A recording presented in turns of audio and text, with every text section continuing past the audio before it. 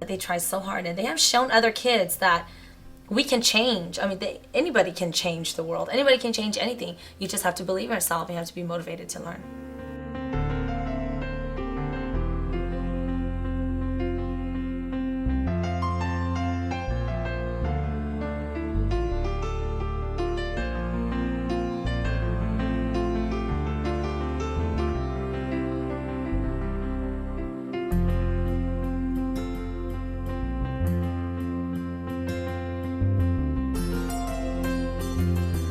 When we first learned that our district was going to be impacted by an influx among refugee students, I think that our district leadership team had a vision and was able to bring me on board to really develop and help with that program. And from our governing board to our superintendent cabinet, they have been really supportive with our program, and that's why we have been able to succeed and been able to do what we have been with our students. We had a number of conversations at the highest level of leadership in the district, including our superintendent, and he was very interested in being sure that we were well prepared for any new students we might get from the refugee camps in Thailand. So we began talking about how we might be able to organize ourselves around that, and we began talking to the Hmong leaders in the community. We began talking to our teacher leaders that were Hmong, and began to try to understand what would be the very best setup for us to help these students. And so those conversations really led to the plan that we eventually put into play. Well, actually, I wanted, whatever we're doing with our new refugee students, I wanted to be aligned with what was already happening in our district, Close Unified School District. And so some of those things were, just reading strategies, writing and math, making it align with our ELI strategies. That's what we use in Close Unified with our lower elementary students, or kindergarten, first, second graders. And so I knew that the students coming in probably would need those foundation skills. So aligning with what we were already doing in Clovis to the foundation skills that the students would need. In Thailand, the government didn't care about us, and they don't even support us with money and all kinds of support. In the United States, they have a lot of freedom that we can do anything we want and becoming, and they'll helping us a lot at school, and there are many programs that trying to get us through the future and the goal that we want to become.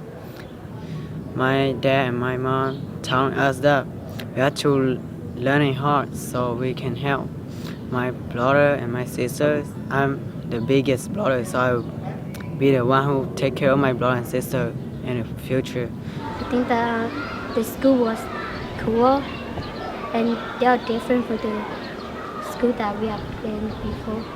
And there are new things around school, like playground and tadpole.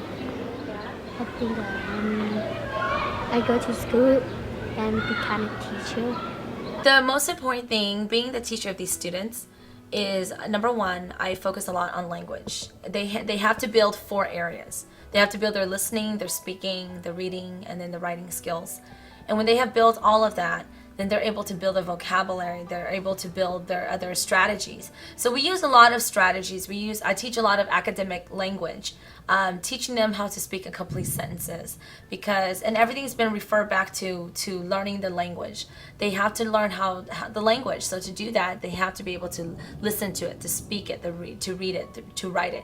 And the most important part about it too is reflecting on it. So they're not just learning the academics, but at the very end of a lesson or the very end of the day, we turn it back to where they can reflect and see how that can support them in their future, that can support them when they're not at school and they're at home. So giving them that reflection piece really made it more powerful, actually, for them to be more motivated to learn.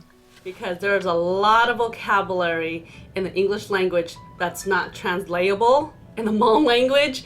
And so vocabulary is a constant battle with helping our students to comprehend the content, or to even be able to learn what they need to be learning at their grade level, because it is a constant battle, because we don't have the language and we don't have the vocabulary in the Hmong language to be able to explain the concept for them. And so That is an ongoing battle, and we try to work around that as best we can. We are learning strategies to be able to find visuals or realias to explain the concepts so the kids can better understand and grasp the concept. So it's an ongoing battle, but I think that with strategies that we are learning and things that we are implementing, we are, making strides with them.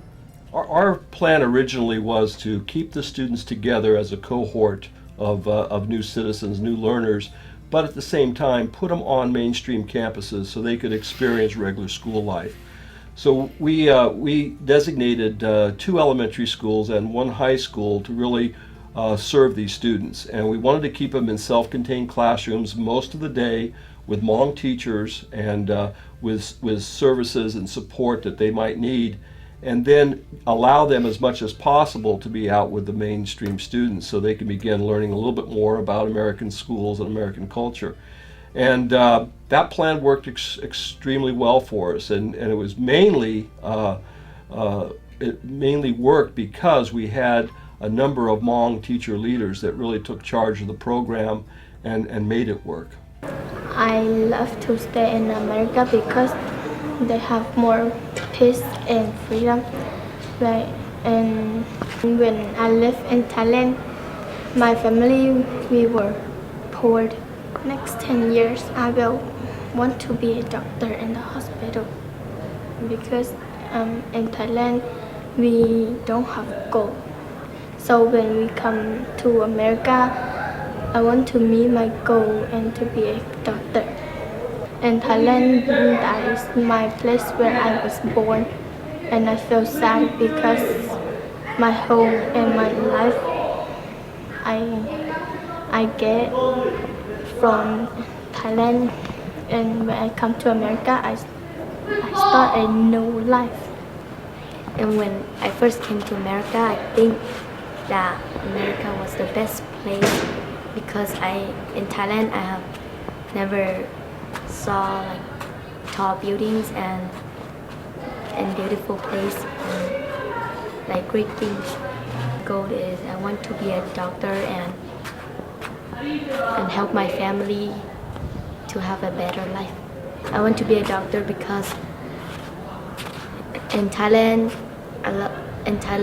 the teachers that teaches us, they don't really support us. So when I come to America, I want the teachers help me and support me. So I would like to be a doctor, and when people sick, I can help them. It is very important to me because I want to reach all my goals and have a better life.